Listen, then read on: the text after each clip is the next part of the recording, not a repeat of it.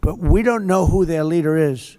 We have people wanting to negotiate. We have no idea who they are. So this is honestly a little bit surprising, but it may give you a concept of where this conflict really is at, because the New York Times, of all media outlets I know, just came out with a rather compelling piece tonight detailing why the Iranian regime is in mass panic and anxiety. They're in a tailspin, and arguably you could say the government itself is beginning to implode following the killing of Ali Larijani, which we covered earlier in the week. Just as a reminder, this was essentially the de facto leader who was really running the country and especially the military operations throughout the course of this conflict. Obviously, after the elimination of the supreme leader and much of the core leadership structure there.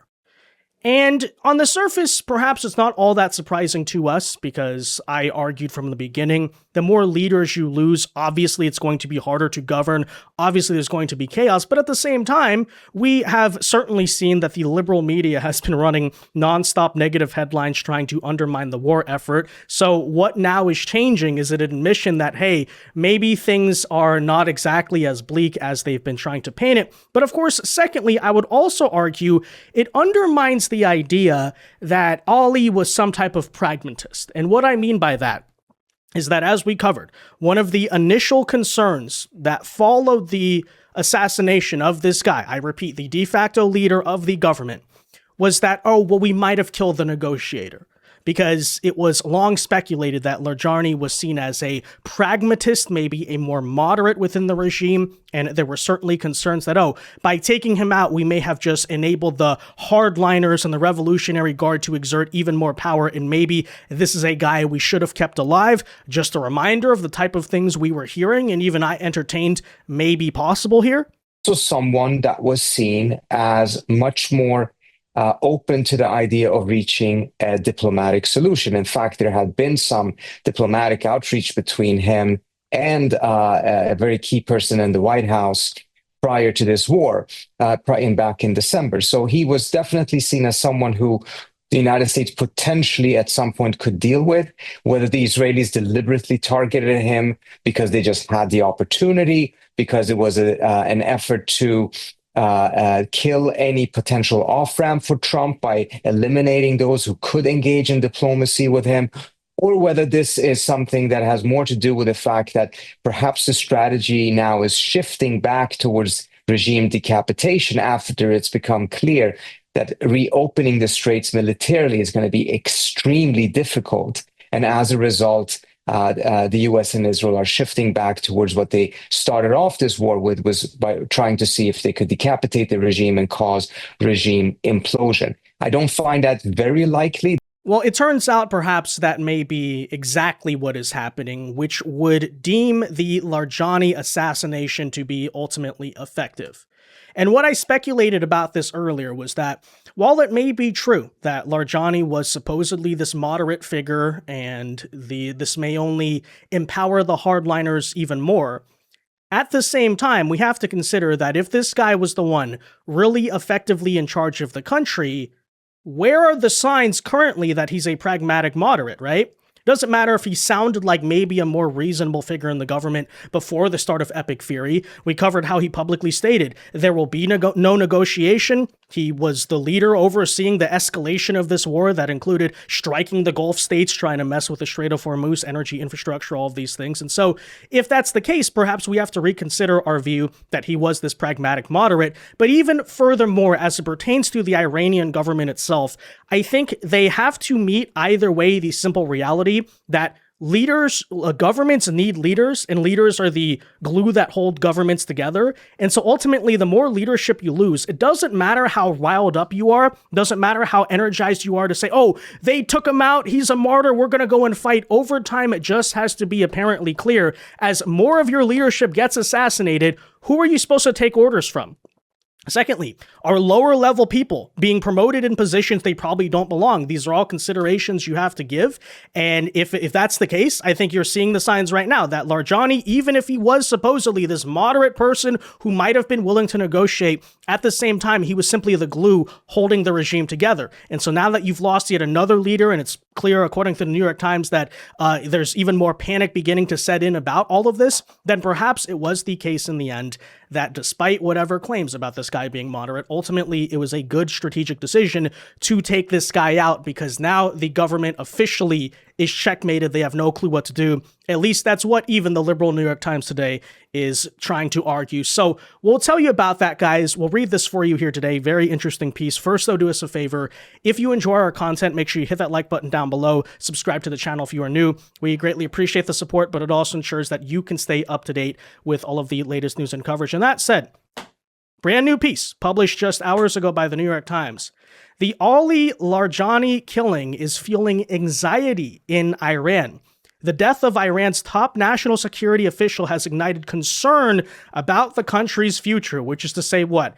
It's happening. It's beginning to start for sure. So the news that Israel killed Ali Larijani, Iran's top national security official and its de facto ruler during the war, immediately fueled anxiety among Iranian leaders about the direction of the war and the country.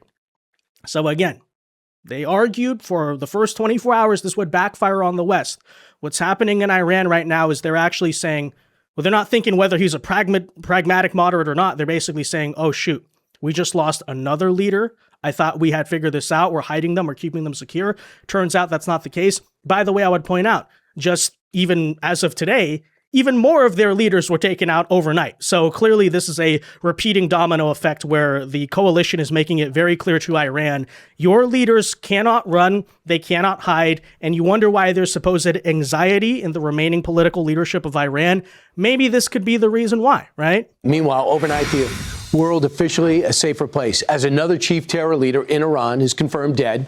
Israel confirming its airstrikes killed him and two more senior officials in another blow to the terror regime's leadership. So what does this mean for the future of the regime, and who are the leaders and who's still alive? So keep that in mind as well. Overnight, it was announced that their intelligence minister also went down. So you can just add that to the long continuing list of people who were holding the Iranian regime together, just repeatedly being taken out. But why specifically is the loss of Larijani fueling so much anxiety within the regime? Not this like martyrdom thing, not, oh, we're mad, we're going to keep fighting, do it for Larijani, but rather the opposite. Well, here's the reason why. The news that Israel had killed Ali Larijani, the top national security official and the de facto leader of the country during the war, immediately fueled this anxiety because why? Israel again demonstrated that it was a step ahead of Iran when it came to the security of its officials. Oh, that might be reason number one.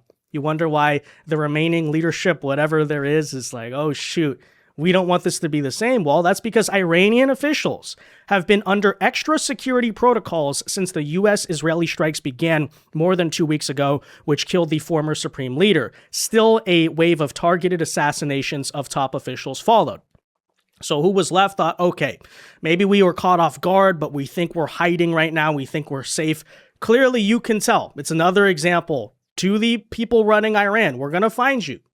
It's that simple, right? So two Iranian officials described their security concerns. One said he had received calls from other officials worrying about the safety of Iran's leaders as well as their own safety. I have speculated, by the way, at what point do the people running the government start to decide the idea of self-preservation? Okay, we got to find a way to sue for peace because we're just terrified right now of what's about to happen next, especially the lower level people who are getting promoted. Are they necessarily as fanatic as the people who were in charge before? These are things to consider, right? The show of force definitely does something there. And they all wondered who would be next to be targeted, he said. So you're also seeing that doubt, that fear, the anxiety starting to creep in. And if it's affecting the military decisions, then, I think that's a good sign for the American coalition here. Another official said he shook when he received a call with the news of Mr. Larijani's killing. So literally shaking in fear Okay. There was a pervasive sense of anxiety, he said, that Israel would not stop until all of Iran's leaders were killed and the Islamic Republic had toppled, which I think largely is true, right? I think Benjamin Netanyahu is actually much more hawkish about the full overthrow of the Iranian regime than Trump. I think Trump's the more pragmatic one who doesn't want to get caught in a forever war or a big Middle East quagmire. That's definitely the case. But if that's the case, Iran and your leadership, why are you allowing it to happen, right? No, it's true. You don't want Israel to be dictating the war. So pick up the phone right now and call America, right? I would argue if you want to have a negotiation, Trump is the much more reasonable guy to talk to than Netanyahu. But Larijani did what? He said there's going to be no negotiation. Oh, what happened to him? The Israelis found him. Why? Because he didn't want to negotiate with the Americans. That's how this stuff goes, right? Larijani was also under U.S. sanctions for the same reason, with a $10 million prize on his head. We did it for free. But perhaps this is the most important detail that once again reiterates what I've been saying about this, that even if you are angry, even if you are outraged against America in Iran or something, the loss of leadership is so catastrophic. Here's why. Hatef Salahi, a conservative Iranian political analyst who is close to the government in Tehran, acknowledged that Mr. Larijani was killed, saying he was the most important and capable interlocutor, aka a mediator, right? The glue holding it together, the negotiator, I guess you could say, between Iran's defense and political leadership. What does that mean? Basically, the military and the IRGC, right? The people fighting and leading the war, and the political leadership of the country, which is to say the Islamic clerics, the supposed supreme leader, who we don't know if he's alive, but, people like that, right? So Larijani, as the de facto leader of the country, was basically holding the government together, which is to say what? Very likely, I would speculate the second reason for anxiety right now in Iran, besides, oh shoot, are we going to be assassinated, is the fact that without him there, the power vacuum is going to create rampant infighting between the military and the political side of the government, which could mean a number of things, right? It could mean coup attempts, it could mean military mutiny, things like that. We don't know, but these are just all important factors to consider. And why I once again say that, a lot of people I know in the beginning of Epic Fury, when it was clear that, the regime is still standing there as right now, or at least they claim to be still in existence or something like that, basically said that, regime change failed in Iran because, look, the regime is still technically intact and they're vowing to fight even harder and they're retaliating all this stuff. I said, no, I don't think it's that simple, right? Because sure, while it is true, if you assassinate and you martyr the supreme leader, there's going to be this initial period of outrage where the country is super unified. Oh, we're fighting. At a certain point, the lack of leadership, and once again, Larijani, now you just lost the other kind of last bastion of leadership, right? The lack of leadership begins to set in. It's maybe an unfortunate reality of the world, but frankly, this is kind of the example as to why political assassinations can be strategically effective, which is to say, sure, you may have that initial honeymoon where the Iranian people are super unified, but without anyone competent to actually run the thing, lead the thing, the cracks begin to show. The analogy I made before was even the assassination of Charlie Kirk, right? You think, and I'm not trying to remotely compare, obviously, Charlie to the Iranian regime, but it's an exercise on what assassinations can do. Because, you may remember, you may be observing this over the past couple of months. In the initial moment when he was assassinated, we were all united. Remember that? The whole right wing was united. We accepted that the left did this and we have to all work together. And a lot of people were making alliances and there was just burning passion. We're going to keep his legacy alive. We're going to keep fighting. And then what happens within the next couple of weeks to a couple of months? Well, rampant infighting in the movement starts. A bunch of stupid people start trying to vie for the vacuum that Charlie left. And the right wing, basically, at least on the internet, became largely dysfunctional. You know who I'm talking about, maybe in some of these cases. But again, what happened there? Why is that happening on the right wing right now? Because we lost our leader. You see what happens when you lose the leader?